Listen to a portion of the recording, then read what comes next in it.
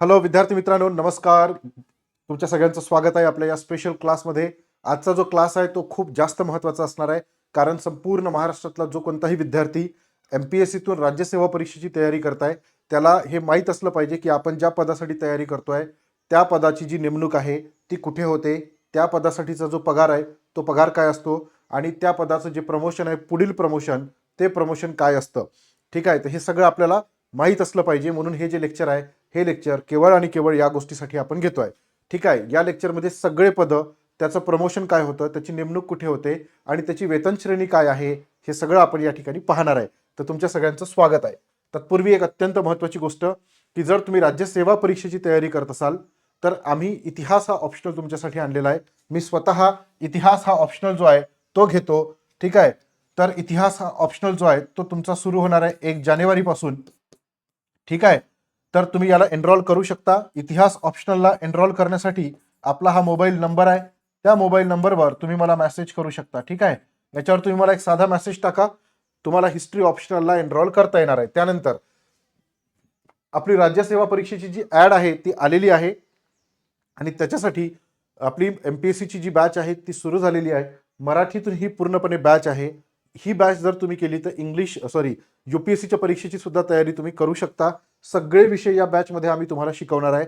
Prelim आणि men's या दोन्ही परीक्षांची तयारी करून घेणार आहे. ठीक आहे, त्यानंतर कंबाईनसाठी सुद्धा बॅच आहे आणि एक नवीन GSP प्रोग्राम जो आहे तो आपण सुरू केलेला आहे, परंतु त्याची लास्ट डेट आहे आता. बघा, याच्यामध्ये ह्या GSP जो प्रोग्राम आहे त्याच्यामध्ये तुम्ही जर एनरोल केलं आणि आम्ही दिलेला प्लॅन जर तुम्ही फॉलो केला, 90% जरी फॉलो केला आणि तुम्ही 2026ची पूर्वपरीक्षा पास नाही झाला समजा, तर तुमची 100% फी जी आहे ती तुम्हाला रिफंड मिळणार आहे. आणि जर तुम्ही पूर्वपरीक्षा पास केली, ठीक आहे, तर 1,00,000 रुपयाचं बक्षीस जे आहे ते तुम्हाला मिळणार आहे. ठीक आहे, मर्यादित दिवसांसाठी ऑफर आहे, लवकरात लवकर एनरोल करून घ्या. सध्या सेल चालू आहे. ठीक आहे, जी 35,000 रुपयाची जी आपली बॅच होती ती केवळ तुम्हाला 30,000 रुपयामध्ये मिळत आहे. 5 इन्स्टॉलमेंटमध्ये तुम्ही ही जी फी आहे ती पेड करू शकता. एकदम लिमिटेड ऑफर आहे. ठीक आहे, याच्यामध्ये 18 बुक्स तुम्हाला घरपोच मिळणार आहे. लाईव्ह अँड रेकॉर्डेड क्लासेस आहे. ॲडव्हान्स इंटिग्रेटेड मेंटॉरशिप प्रोग्राम आहे. मेंटॉरचे सेशन तुम्हाला स्पेशल असणार आहे. पर्सनल स्टडी प्लॅन आम्ही देणार आहे. 100% रिफंड मिळणार आहे जर तुम्ही प्रिलिम पास नाही झाला तर. आणि 1,00,000 रुपयाचं प्राईस सुद्धा तुम्हाला मिळत आहे. या बॅचला जर तुम्हाला एनरोल करायचं असेल तर आपला हा मोबाईल नंबर आहे, या मोबाईल नंबरवर तुम्ही मला मेसेज करा. ठीक आहे, तुम्हाला एनरोल करता येणार आहे. मर्यादित दिवसासाठी म्हणजे फक्त आणि फक्त 31 डिसेंबरपर्यंत ही ऑफर आहे. ओके, आता महत्वाचे मुद्दे, चला सुरू करूया. पहा, लक्ष द्या. प्रत्येक विद्यार्थ्याचं स्वप्न असतं स्पर्धा परीक्षा देणाऱ्या की मी क्लास 1 अधिकारी बनलो पाहिजे. परंतु त्याला हे माहीत असलं पाहिजे, जे नव्याने तयारी करताय, जे MPSC करण्याचं स्वप्न पाहत आहे, त्यांना हे माहीत असलं पाहिजे की याला पगार किती मिळतो.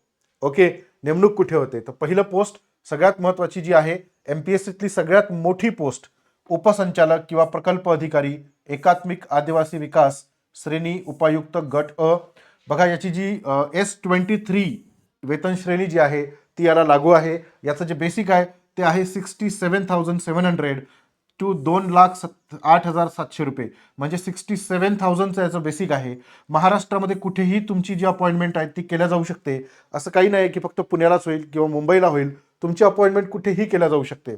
सहसंचालक आणि त्याच्या पुढील पद जे आहे तिथे तुमचं जे प्रमोशन आहे ते प्रमोशन होतं. नंतर उपसंचालक, नंतर डायरेक्ट संचालक बनता तुम्ही महाराष्ट्र राज्याचे.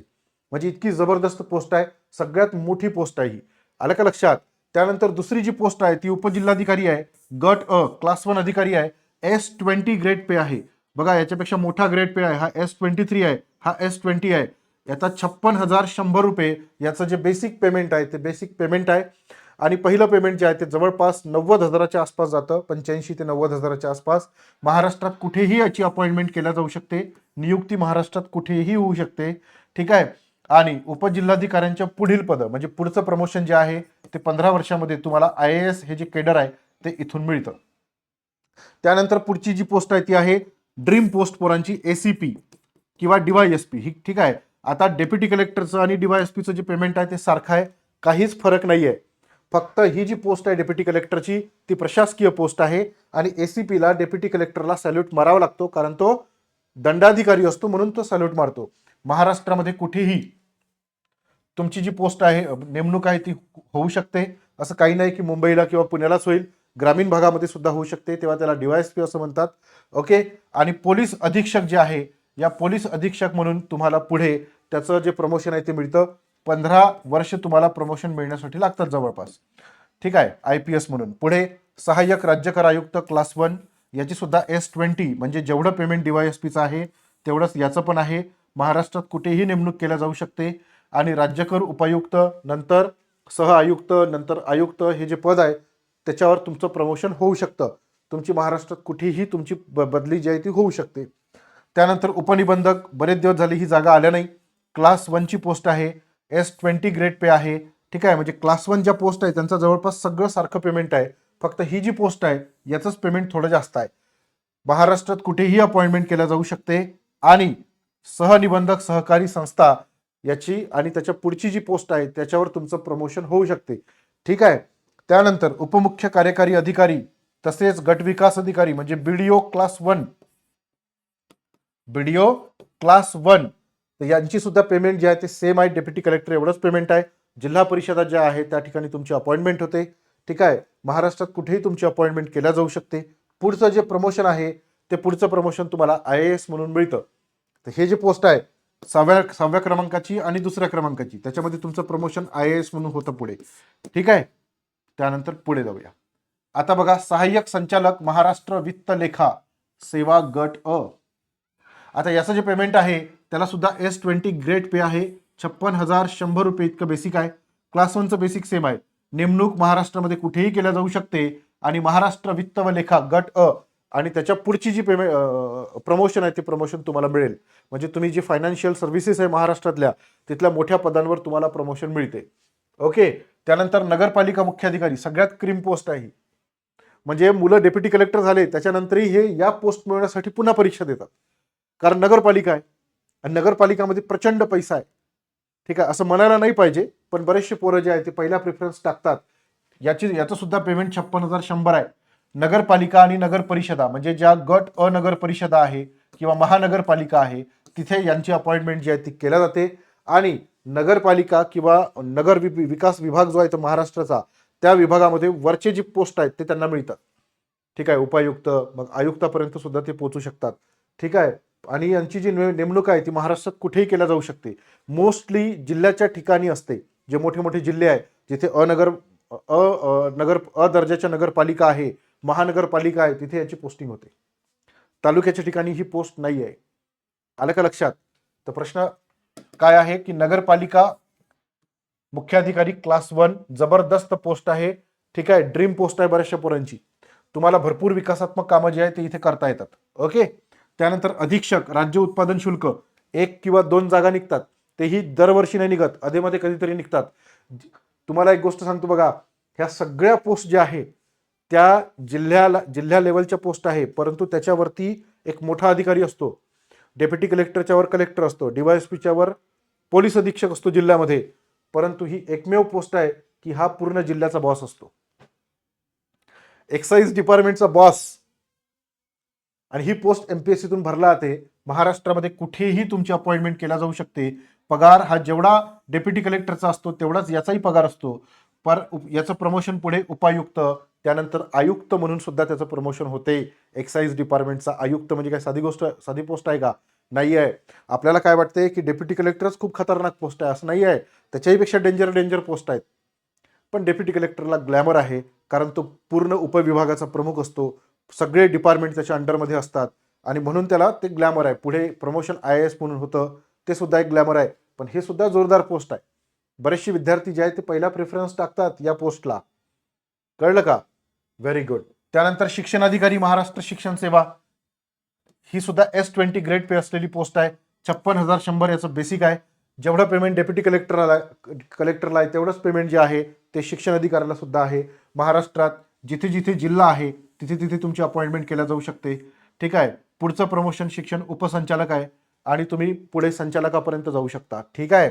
कमी वयामध्ये जर तुम्ही शिक्षण अधिकारी झाला 21व्या वर्षी 22व्या वर्षी, तर तुम्ही शिक्षण संचालकांपर्यंत जाऊ शकता. त्यानंतर प्रोजेक्ट ऑफिसर आदिवासी विभागातले, जबरदस्त पोस्ट आहे प्रोजेक्ट ऑफिसरची. क्लास 1 अधिकारी आहे, संपूर्ण आदिवासी विभाग जो आहे तो हातामध्ये राहतो. पेमेंट तेवढंच आहे डेप्युटी कलेक्टर एवढं. S20 ग्रेड पे आहे. महाराष्ट्रात तुम्हाला कुठे जिथे जिथे प्रोजेक्ट ऑफिस आहे त्या त्या ठिकाणी तुमची अपॉइंटमेंट होते. उदाहरणार्थ जिल्ह्याच्या ठिकाणी होईलच असं नाहीये.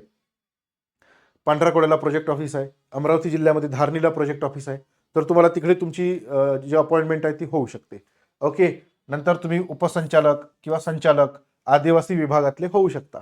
समजलं? Very good. नंतर उद्योग उपसंचालक क्लास 1 S20 ग्रेड पे आहे. ठीक आहे, हे सुद्धा जबरदस्त पोस्ट आहे. महाराष्ट्रात कुठेही तुम्हाला तुमची अपॉइंटमेंट होऊ शकते. ओके. अधीक्षकीय उद्योग अधिकारी आणि त्याच्या पुढची म्हणजे महाराष्ट्र विभागाच्या जो उद्योग विभाग आहे त्याच्यातले वरिष्ठ अधिकारी जे आहे ते तुम्ही बनू शकता जर तुम्ही उद्योग उपसंचालक ही जी पोस्ट तुम्हाला मिळाली तर. पण दरवर्षी राहत नाही, कधी कधी राहते. ठीक आहे, यावेळेस जागा आल्या 2026ला, तर ह्या काही पोस्ट नाही आहे त्याच्यामध्ये, परंतु ह्या सगळ्या पोस्ट ज्या आहेत त्या MPSCतून भरल्या जाईल. त्यानंतर बाल विकास प्रकल्प अधिकारी क्लास 1 दर्जाचं पोस्ट आहे. बाल विकास प्रकल्प अधिकाऱ्याचा जो ग्रेड पे आहे तो S20 आहे. 56,100 बेसिक आहे. महाराष्ट्रात कुठेही तुमची अपॉइंटमेंट केल्या जाऊ शकते आणि बाल विकास विभागातली उपायुक्त म्हणून तुमची अपॉइंटमेंट होईल. त्यानंतर पुढे तुमचं प्रमोशन वाढत जाते. त्यानंतर तहसीलदार सगळ्यात फेमस पोस्ट आहे. तालुका लेवलला तुमची पोस्टिंग होते. जिल्हाधिकारी कार्यालयामध्ये सुद्धा तहसीलदार असतात. ठीक आहे, तुमची पोस्टिंग कुठेही होऊ शकते, तालुक्याच्या ठिकाणी, जिल्ह्याच्या ठिकाणी, कुठेही होऊ शकते. ठीक आहे, याचं पेमेंट S19 ग्रेड पे आहे, म्हणजे वेतन श्रेणी S19 आहे. क्लास 1 ची पोस्ट आहे परंतु S19 आहे. इथे तुमचा पगार थोडा कमी असेल. 56,100 जे आहेत ते आतापर्यंत वेतन श्रेणी होती. तहसीलदाराची 55,100 आहे. किती आहे? 55,100. महाराष्ट्रात कुठेही तुमची नेमणूक होऊ शकते. पुढचं प्रमोशन उपजिल्हाधिकारी म्हणून असतं. 15 वर्षानंतर तुम्ही उपजिल्हाधिकारी होता आणि जिल्हाधिकारी म्हणून तुम्ही रिटायर्ड होता. समजलं? त्यानंतर सहाय्यक आयुक्त कौशल्य विकास रोजगार व उद्योजकता गट अ, याचं बघा S18 ग्रेड पे आहे. ठीक आहे, S18 आहे, गट अ आहे, क्लास 1 ची पोस्ट आहे, पण पेमेंट 49,100 रुपये आहे. महाराष्ट्रात कुठेही अपॉइंटमेंट होऊ शकते आणि तुम्ही कौशल्य विकास स्किल डेव्हलपमेंटचे उपायुक्त म्हणून तुमची पुढची अपॉइंटमेंट होऊ शकते. त्यानंतर सहाय्यक कामगार आयुक्त ही सुद्धा गट अ ची पोस्ट आहे, क्लास 1 ची आहे. त्यानंतर वेतन श्रेणी जी आहे ती S18 आहे. 49,100 इतका तुमचा ग्रेड पे आहे. तहसीलदारापेक्षा कमी पगार आहे. महाराष्ट्रात कुठेही तुमची अपॉइंटमेंट होऊ शकते आणि उपायुक्त म्हणून तुमचं पुढचं प्रमोशन असेल. ठीक आहे, बघा हे जे पोस्ट तुम्हाला दिसत आहे ह्या तुम्ही वाचल्या नसेल बऱ्याचशा विद्यार्थ्यांनी. जे विद्यार्थ्यांना आता MPSCला तयारी करायची आहे त्यांना वाटेल की ह्या कोणत्या पोस्ट आहे, मी तर तहसीलदार ऐकलाय, कारण पिक्चरमध्ये ह्याच दाखवतात. कोणत्या पिक्चरमध्ये कौशल्य अधिकारी ही पोस्ट दाखवली का? कोणत्या याच्यामध्ये तुम्हाला सहाय्यक कामगार आयुक्त नावाची पोस्ट दाखवली आहे का? नाही दाखवली आहे. आपल्याला माहीतच नसते. ACP दाखवली आहे, डेप्युटी कलेक्टर दाखवलेली आहे, म्हणून आपल्याला जास्त ग्लॅमर त्या पोस्ट आहे. पण ह्या सुद्धा जबरदस्त डेव्हलपमेंटल पोस्ट आहे. तुम्हाला भरपूर काम करता येणार आहे. कामगार अधिकारी म्हणून किती चांगलं काम करता येते, सगळ्या पोस्टमधून चांगलं काम करता येते. ठीक आहे, महाराष्ट्रात कुठेही तुमची अपॉइंटमेंट होऊ शकते.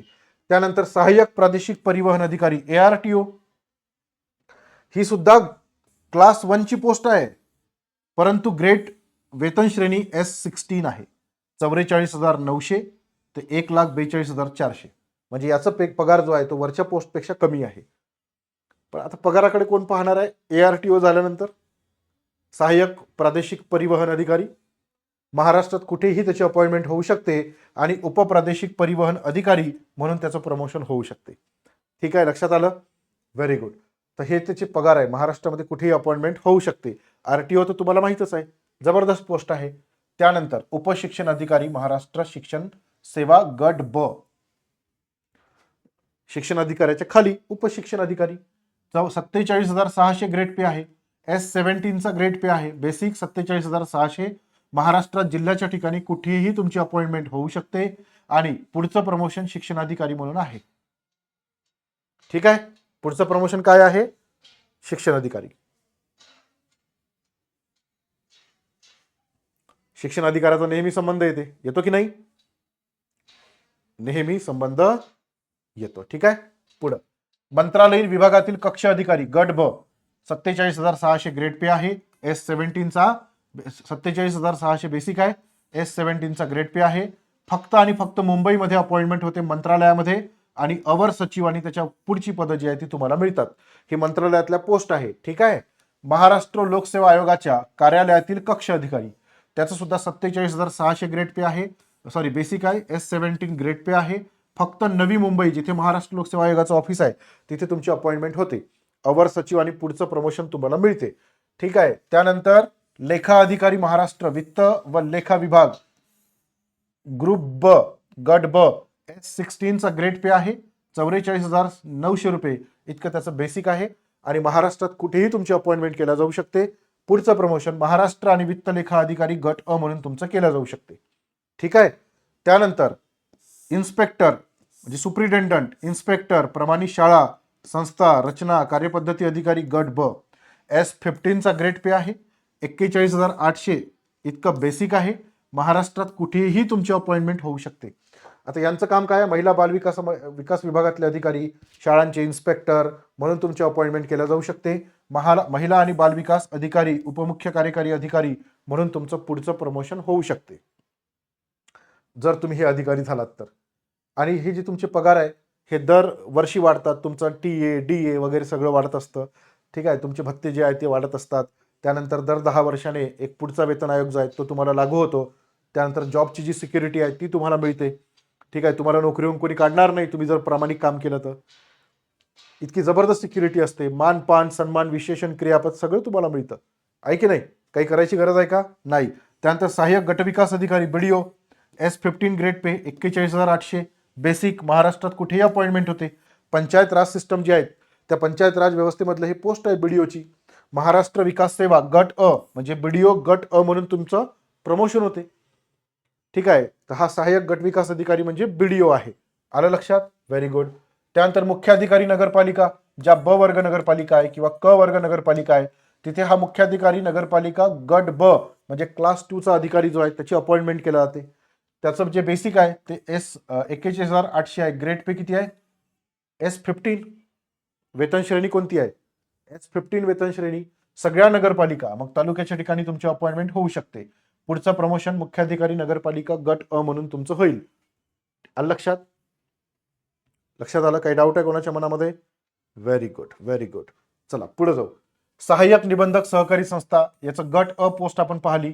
आता याला S15 जी आहे वेतन श्रेणी ती लागू होते. 41,800 हे त्याची वेतन श्रेणी आहे म्हणजे बेसिक आहे. महाराष्ट्रात कुठेही अपॉइंटमेंट होऊ शकते. आणि उपनिबंधक सहकारी संस्था आणि त्याच्या पुढची जी पदं आहे ती त्याला मिळतात प्रमोशन म्हणून. ठीक आहे. या पदावर त्याचं प्रमोशन होऊ शकते. त्यानंतर उपअधीक्षक भूमी अभिलेख गट ब S15 याची वेतन श्रेणी आहे. ठीक आहे. बेसिक आहे. 41,800 हा पगार जो आहे बेसिक पगार त्याला मिळतो. महाराष्ट्रात कुठेही त्याची प्रमोशन होते. आणि जिल्हा अधीक्षक भूमी अभिलेख म्हणजे तुमच्या शेताच्या ज्या मोजण्या होतात की नाही, जमिनीशी संबंधित सगळे व्यवहार, तर त्या संबंधित हा अधिकारी आहे. प्रत्येक तालुक्याला हा अधिकारी असतो. तालुका लेवलवर किंवा जिल्हा लेवलवर तुमची कुठेही बदली होऊ शकते. ठीक आहे. त्यानंतर उपअधीक्षक राज्य उत्पादन शुल्क ज्याला आपण DYSP म्हणतो S15 हा ग्रेड पे आहे. 41,800 त्याची वेतन श्रेणी आहे. ठीक आहे. महाराष्ट्रात कुठेही अपॉइंटमेंट केला जाऊ शकते. आणि एक्साईज डिपार्टमेंटमधले जे अधिकारी असतात दारूबंदीशी संबंधित, ठीक आहे, त्याच्याशी संबंधित असलेले हे अधिकारी आहे. याला ड्रेस असते, वर्दी असते, मान सन्मान असतो, सगळं असतं. समजलं? Very good. पुढे जाऊ. सहाय्यक आयुक्त राज्य उत्पादन शुल्क गट ब याला सुद्धा S15 ग्रेड पे 41,800 त्याचा बेसिक पगार असतो. महाराष्ट्रात कुठेही त्याची अपॉइंटमेंट होऊ शकते. आणि उपायुक्त म्हणून त्याला प्रमोशन मिळू शकते त्याच डिपार्टमेंटमध्ये. तर हाही मुद्दा लक्षात ठेवा. कौशल्य विकास रोजगार उद्योजकता मार्गदर्शन अधिकारी गट ब S15 त्याचं बेसिक ग्रेड पे असतो. 41,800 बेसिक असतं. महाराष्ट्रात तालुक्याच्या लेवलला कुठेही त्याचं जे प्रमोशन हे आहे बदली आहे ती होऊ शकते. ठीक आहे. आणि सहाय्यक संचालक कौशल्य विकास म्हणून त्याची प्रमोशन होऊ शकते. ठीक आहे. प्रमोशन काय होईल? सहाय्यक संचालक कौशल्य विकास विभाग, रोजगार विभाग आणि उद्योजकता विभाग म्हणजे क्लास 1 म्हणून त्याचं प्रमोशन होईल. महाराष्ट्रात कुठेही त्याची बदली केल्या जाऊ शकते. पुढे उद्योग अधिकारी तांत्रिक गट ब आता जागा आहे. S15 त्याचं ग्रेड पे आहे. 41,800 बेसिक आहे. महाराष्ट्रात कुठेही अपॉइंटमेंट केला जाऊ शकते. उद्योग उपसंचालक म्हणून त्याला प्रमोशन मिळेल. तो क्लास 1 अधिकारी असतो. ठीक आहे.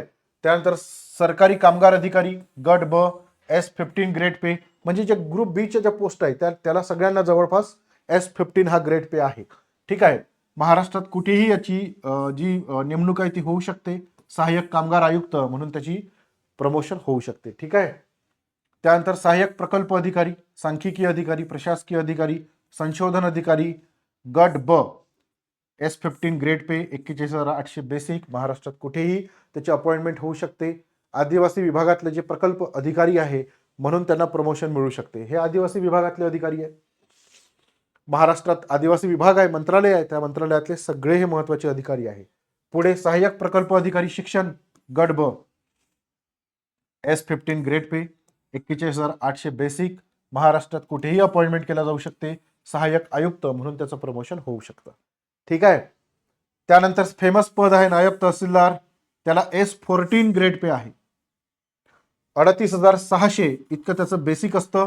महाराष्ट्रात कोणत्याही तालुक्यामध्ये किंवा जिल्हाधिकारी ऑफिसमध्ये किंवा तहसीलदाराच्या ऑफिसमध्ये ही जी पोस्ट आहे ती आपल्याला पाहायला मिळते. तहसीलदार म्हणून त्यांचं प्रमोशन होतं. महसूल खात्यातली महत्वाची पद आहे ते. सहाय्यक नियंत्रक शिधा वाटप, सर्वसाधारण राज्यसेवा, हे आपलं सार्वजनिक वितरण प्रणाली जी आहे त्यामधली ही पोस्ट आहे. S15चा ग्रेड पे आहे.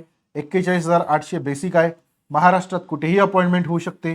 उपनियंत्रक म्हणून त्याची प्रमोशन जे आहे ते होऊ शकतं.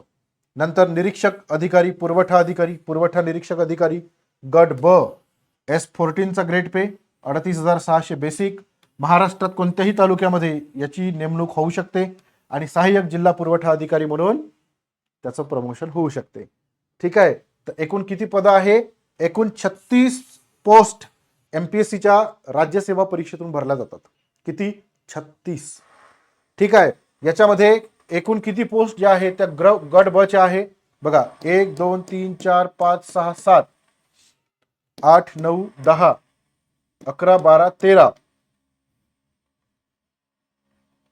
14 15 16 17 18 19 20 19 19 पोस्ट ज्या आहे त्या गट ब च्या आहे.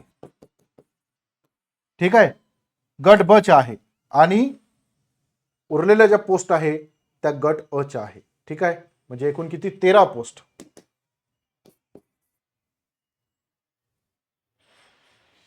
13 नाही 17. 19 गट ब, 17 गट अ. क्लास 1 अधिकाऱ्याच्या 17 पोस्ट MPSCतून भरल्या जातात. क्लास 2 अधिकाऱ्याच्या 19 पोस्ट MPSCतून भरल्या जातात. समजलं? लक्षात आलं? Very good. त्यांची नेमणूक कुठे होते, त्यांचं बेसिक किती आहे, त्यांचं पुढचं प्रमोशन काय होते, हे सगळे मुद्दे आपण इथे कव्हर केलेले आहे. आता यापैकी तुम्हाला कोणती पोस्ट आवडली हे कमेंट बॉक्समध्ये नक्की सांगा. तुम्हाला कोणत्या पोस्ट मध्ये इंटरेस्ट आहे आणि कोणता अधिकारी म्हणून तुम्हाला पुढे काम करायला आवडेल ते सुद्धा कमेंट बॉक्समध्ये नक्की सांगा. यामध्ये जर तुम्हाला काही डाऊट असेल तर तुम्ही कमेंट बॉक्समध्ये नक्की सांगा. लेक्चर आपला आवडला असेल, लेक्चरला लाईक करा, तुमच्या मित्रांना शेअर करा, तुमच्या मित्रमैत्रिणींना नक्की शेअर करा. ओके. चला, आणि अशी जर इंटरेस्टिंग माहिती तुम्हाला पाहिजे असेल तर आपला हा जो व्हिडिओ आहे त्याला तुम्ही लाईक करा आणि सबस्क्राईब नक्की करा, कारण असेच व्हिडिओ जे आहेत ते आपण तुमच्यासाठी घेऊन येत असतो. Thank you. Bye bye. Take care.